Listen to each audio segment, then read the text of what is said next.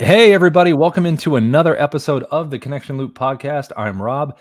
We are the podcast that talks with sales leaders, entrepreneurs, and we have a lively back and forth about revenue, sales strategy, all those things that you want to know about and can actually make part of your tool belt as we work our way through the sales strategy and across the planet here because sales makes the world go around, as we all know. Without sales, there is no revenue, there is no movement. So we have one of our best leaders today. We have Eyal here today. He's the VP of Sales with Vicarious. He is one of the most trusted voices in cybersecurity, and Vicarious itself is a startup in that area.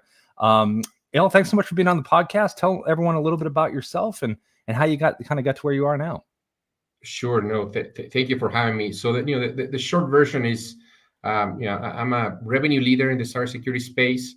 I'm currently VP of Sales at Vicarious. My journey from sort of like a engineer to revenue leader has given me a unique perspective on scaling technology companies and building high performing teams.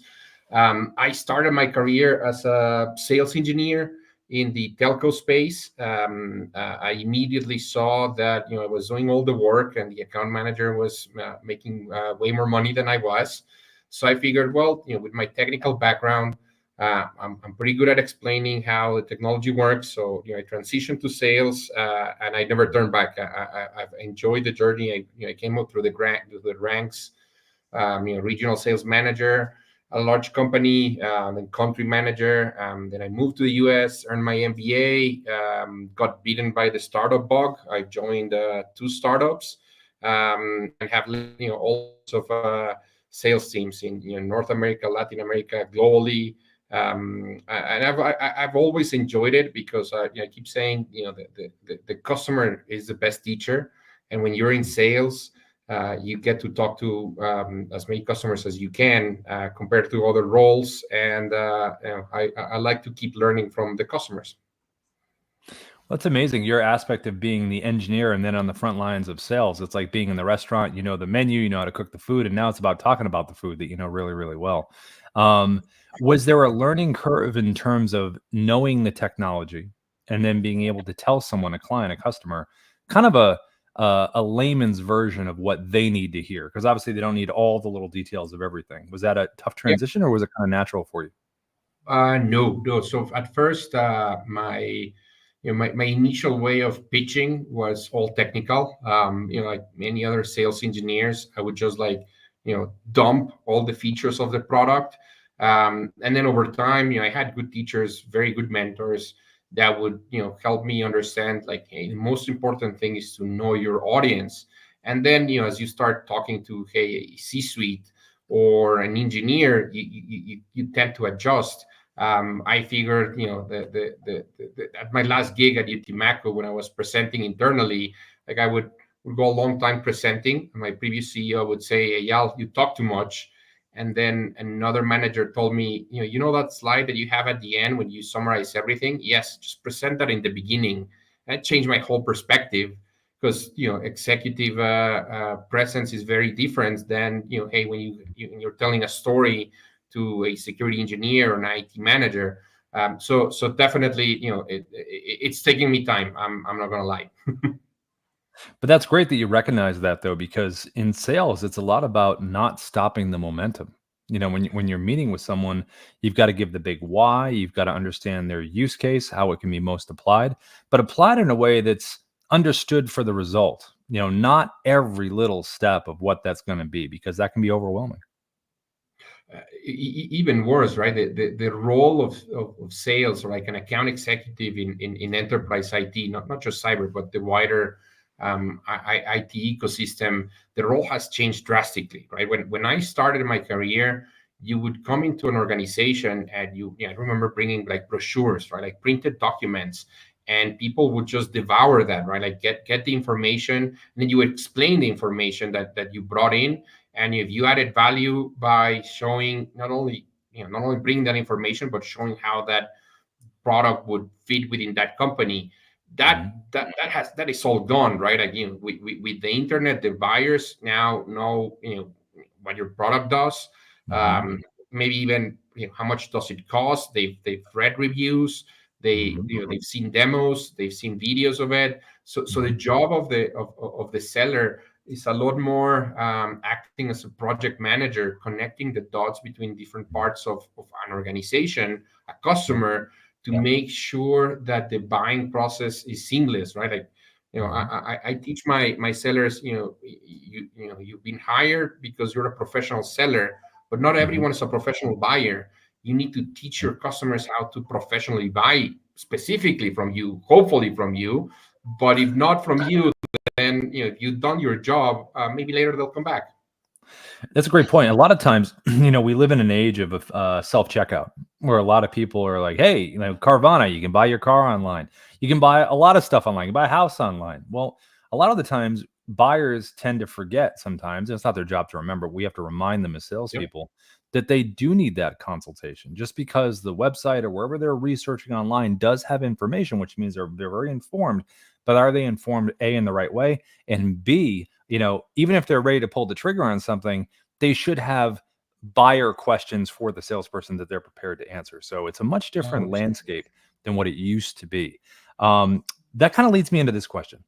How do you sell and scale cybersecurity? Like, what, particularly with that industry, how do you go about with the team and really scaling that up?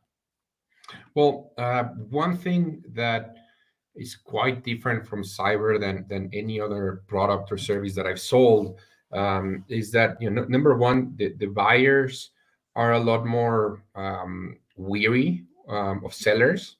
I think that that has been happening for a while across all industries. Like, nobody enjoys talking to a car salesman, right? But specifically in cyber, it's a consequence of sellers for the last few years. Not everyone, but many of them, creating fear and uncertainty. Like, hey, buy my product or you're gonna be hacked, and that's not real, right? Even if you buy somebody else's product, you're not going to be 100% safe. There's no such thing as being 100% safe. So the whole industry has shifted away from getting, like I said, like getting the information from the seller and you know procuring directly from someone. So the thing that is very different about cyber is that it's an ecosystem. One product doesn't solve everything. It doesn't even solve most of it. There's a multiple set of products that connect between each other, and in ecosystem play, sometimes as a vendor you are collaborating with a company, sometimes you're competing with them, Mhm. Yeah. and you need to understand not only how those technologies complement each other, but how the business relationships in between these different organizations can help a customer. So if you're able to navigate that landscape both from a technical and a commercial perspective, you're able to add value to an organization and obviously scale.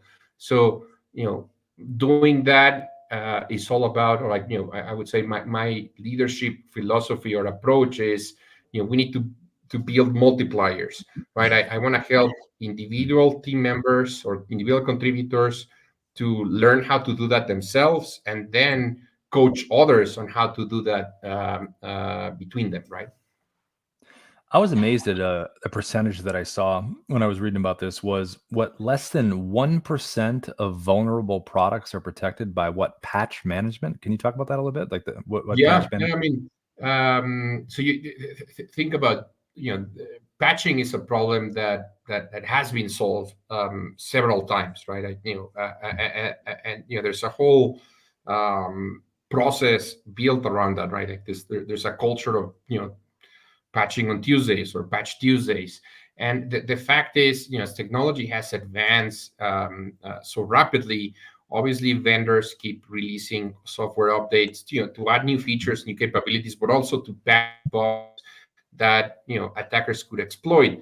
The reality is that there are so many products out there that have been released without the proper security safeguards, that and it's part of the sort of like the lean startup methodology, right? Like release your MVP, launch it as fast as possible, iterate, get feedback, but nobody thinks about security in the lean MVP methodology process, right? Yeah. Security is an afterthought. Luckily that's changing. There's a culture around shifting security more towards engineering and making sure it's considered from the ground up. But the fact remains there's still thousands of products out there that are completely vulnerable, and it takes an attacker one vulnerability that they can exploit, where they're able to get, I don't know, privileged access, move around in an organization, and then reap the rewards of that attack. It's almost like the old story of the criminals trying to stay ahead of the good guys, in terms of what they Well, can do, right? that's what I like about cyber, right? There's always innovation going on. There has to be innovation all the time Right. because the attackers are always trying to get ahead. They're becoming more sophisticated in their attacks. So the startups in the cybersecurity ecosystem are super important because they're the ones that are bringing very cool technology into the market. But the big Mhm. players like Microsoft, Palo Alto, the big names in cyber are also there to create platforms that consumers can rely on and say, hey, this is a great product. It has a lot of features. It's easy to use. It's been tested in the market. And so the combination of like startups and larger companies are very interesting, and it's evolving in a very unique way compared to other industries. How about in terms of AI? AI has been in our world now for a number of years, and it's really, really digging in its heels because AI is not going anywhere. It's helping with a lot of different things. There is caution, and sometimes in terms of what it can do. Here at Dub, we use AI with our video products and services that we do here. So, with cybersecurity, how has AI actually helped that you've seen so far? I thought the cybersecurity industry was going fast until the last few years, where AI just exploded. Right, it's going Yeah. at warp speed. So anything I say now is going to be obsolete. I wish in a few months, like in a few weeks, right? By But tomorrow. By there, tomorrow. good, right? There's a few things happening, right? Obviously on the attacker side, hackers are using or leveraging AI to exploit vulnerabilities or analyze data. At the same time, vendors themselves are getting on the bandwagon, and they're baking AI into their products. And obviously, there's vendors that are emerging right now that are born in the AI world, that have baked their products to be AI first. So I think the one thing that I see moving forward is the job of cybersecurity professionals.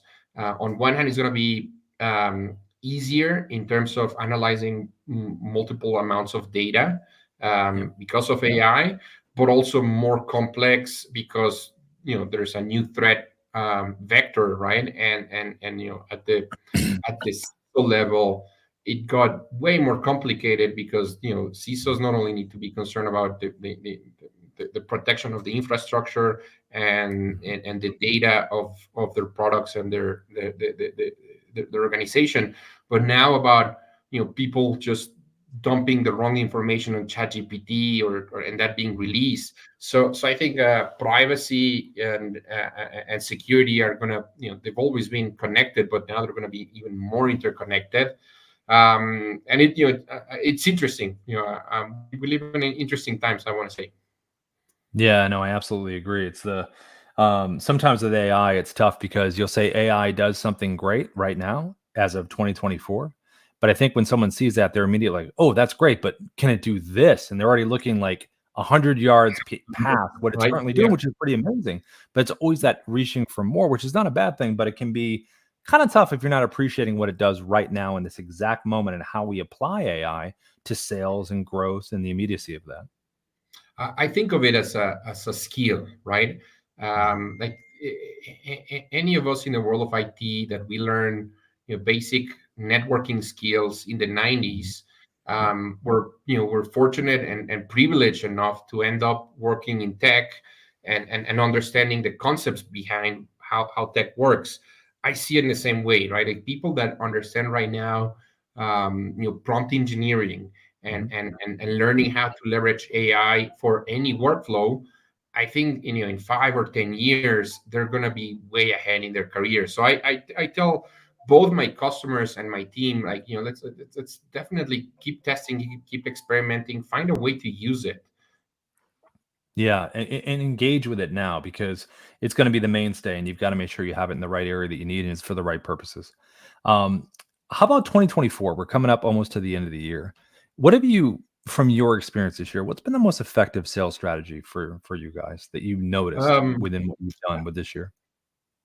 CISOs buy from other CISOs, right? Security professionals buy from other security professionals. Like I said before, that's the one thing that is different than other industries. At least in cyber, outbound. I don't want to say outbound is dead, but Yeah. it's increasingly hard, right? Mhm, Sending thousands of emails and then calling people. mhm, That has been very, very, very difficult. So one thing that we started doing was, leveraging CISOs and security professionals communities, mhm, and using reviews, right? Obtaining information from review sites, purchase intent data, first party purchase mhm, intent data from review sites, and then using that to nurture the contacts and then reaching out to those.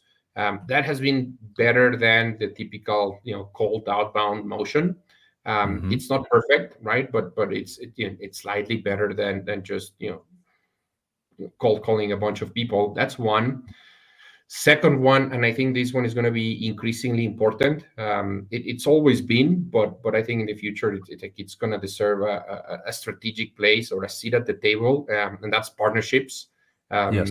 The partner role in cyber and IT in general has always been more of a channel management role. Like, hey, I'll find a reseller and I'll Mhm, find a way to get the reseller to sell my product. But I think it's going to advance and evolve in a way where resellers are also changing. They're becoming service providers themselves mhm, in some mhm, scenarios. So for us, leveraging partner relationships, that has been very, very important, and I suspect mhm, that's going to be crucial in the next decade. And it's not just those like large partners, like system integrators like Deloitte or Accenture, or the biggest VARs, like CDW or SHI, but also mhm, like the local boutique partners in each region, in each state, the pure play resellers. Those are very important for us, and the conversations with them has nothing to do with the product. It's a little bit about the product, but it's more about how our company can support their business and how we mhm. enable them to grow. So it requires a lot of trust between partner and vendor, and I think I would, if I had a crystal ball, I'd put my bet on partner motion becoming more important in the next few years. Yeah, partnerships have been an amazing part of companies growing in their revenue because a lot of the times there's such symmetry in the ecosystem that they're swimming in because everything is very, very much related. And a lot of the Yep, times, like you said, it's happening where third-party vendors are, almost offering the services themselves as white labels and things like that. So there's a lot of different options out there for growth if you have yourself open to partnerships and you understand the ecosystem that you're in. It's really feeds each other, which is great. 100%. How about as far as this is a question we love to ask everybody, and this is you can pull this from any part of your life. Yep. What is the most important thing, not that you've learned this year? I don't want to ask you that. We are usually talked about that. I want to ask you this one. What's the biggest mistake you've made? Because I think a lot of people when they hear that question and they get the answer, there's so much people can learn from that. So when we ask this on the podcast, it's really, you're being vulnerable, which is great, and people love that and they can learn from that. So this is one of our biggest I questions. know. I know the biggest career mistake I've made. I've made dozens, thousands of mistakes. I think that's how you learn, right? Fail often, fail forward. It's a good idea. But when you asked me this, like I immediately came to mind, like right after college. I already had a little bit of experience. I worked my way through college at an IT company. So it wasn't my first job, but right after graduation, I interviewed at Salesforce, Mhm. and they were looking for their first sales engineer for Latin America. And I turned that down. And like I walked out of that building and I thought, I'm an electronics engineer, the future is hardware, who needs this software product? And I think about that, right? Almost every time I'm about to start a new job or I have an opportunity that comes to me, Mhm. because I made the decision back then with the information that I had in front of Sure. me. Huge mistake, career-wise. Definitely, I would probably be in a very different state of my life. But Yeah. at the same time, what I learned from that is, um, you know it's like Steve just said, you cannot connect the dots looking forward, right? Mhm. Looking backwards, I still got to a point in my career where I'm at, right? I Mhm. grew into a sales leader in different roles, and I've achieved different things. I got to the point where, in my mind, where I wanted to be when I rejected that offer. Mhm. I'm at that point right now, so I got there anyway, right? Yeah. But yeah, I definitely think that was a mistake. But sometimes mistakes cost you a lot. Sometimes they don't cost you anything, and Mhm. yeah, you cannot connect the dots looking forward. No, that's true. You gotta have to have a healthy respect and learning from the past, and then apply those things to the future things you're gonna do. Before we head out today, any advice for all the sales leaders out there for you that you have Um, future thinking, like you're yes. talking about? So I think that the way, not just AI, but the way people are buying, right, and with the influence of AI, but the lack of stability in the world, the advent of AI, how things are moving way fast. I think Yeah. that's it creates a lot of uncertainty, and that means that the old ways of doing things in sales doesn't necessarily work the same way that we would expect. So look at things from a first principle perspective. Understand why buyers are buying, right? What problem are they trying to solve? If you understand what problem they're trying to solve, and you're part of their community, and you enable your sellers to understand that and to act as project managers, Mhm. then you're going to be able to grow and scale your team and your company. It's amazing. How can people reach out to you? Can they get a hold of you on LinkedIn, or what's kind of the best way LinkedIn, to? the easiest way is on LinkedIn. Great. Great. That's fantastic. Well, listen, thank you so much for joining us today. It's been a wonderful conversation with you. You dropped a lot of knowledge here, which we love. And we look forward to maybe having you on again whenever next stage of what you're going to do, right? What's the next big Absolutely. thing for you that you're going to do? What's your next thing? Well, I'm advising a few startups right now. I like working with early stage startups and Yep. helping them transition from like founder led sales into a professional sales organization. Yeah. I enjoy that. It helps me sort of like figure out if what I'm saying makes sense without actually being in the seat and being held accountable for that. So I like the advisory role. But I would hope in the near future, maybe a few years from now, I would be in a CRO role where I own all the revenue functions, Mhm. sales, marketing, customer success, and and everything in between. The whole body. Yeah, that makes sense. That's great. Well, thank you so much for joining us today. And everybody, thanks so much for being on, for watching the episode. We'll see you next time. And thanks again for joining me. Bye, Well, everybody. thank you so much. You're very welcome.